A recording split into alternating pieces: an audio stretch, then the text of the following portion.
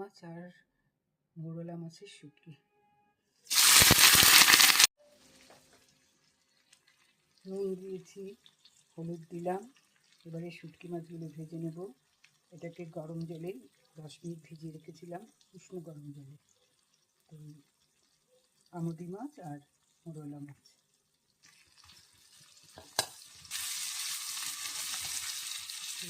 তারপর রসুন দিলাম ছোটো করে, পেঁয়াজ দিলাম। তারপর থেকে মাছগুলো একটু তুলে নেব। অল্প জল দিলাম, ভেজে রাখা শুটকি মাছ দিয়ে দিলাম, কাঁচা লঙ্কা চিড়ে দিলাম, টমেটো দিলাম, হয়ে এসেছে। আর একটু ধনে পাতা ছড়িয়ে দিলাম। এবারে নামিয়ে নেব। একদম অল্প একটু চিনি দিলাম। শুটকি মাছ।